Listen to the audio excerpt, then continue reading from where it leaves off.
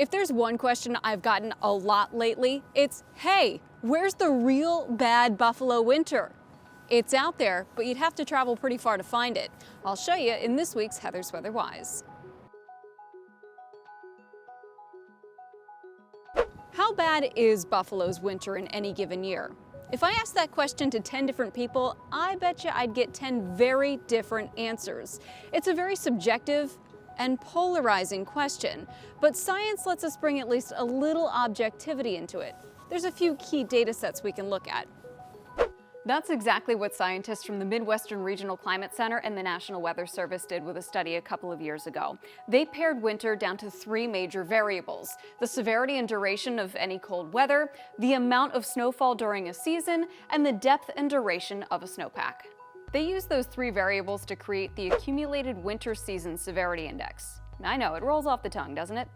The index uses 5 main levels ranging from a mild winter to a severe winter. The thresholds for each are all relative to location, so while 40 inches of snow would be severe for DC, it's mild for Buffalo.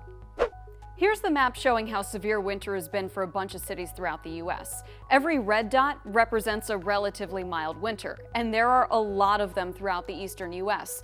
Pittsburgh, for example, has only had 5 days with an inch of snow on the ground. D.C. has had less than an inch of snow all season long, but every blue or purple dot represents a severe or extreme winter, and there are some out there, mainly in the upper Midwest and the northern plains.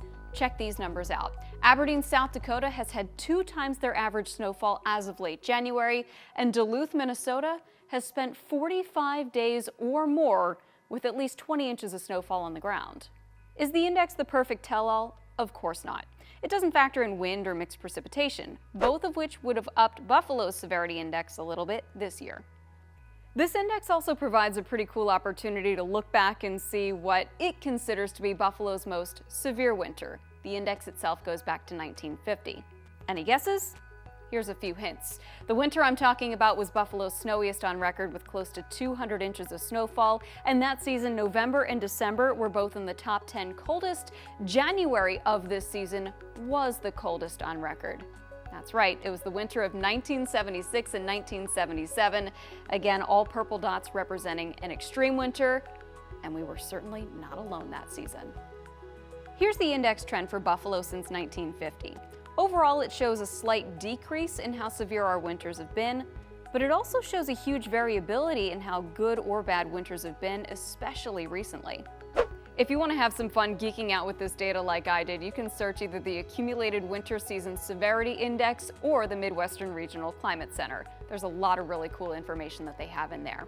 That's it for this week's Heather's Weather Wise. I'll see you next week with a new topic, but until then, remember, it's good to be a geek.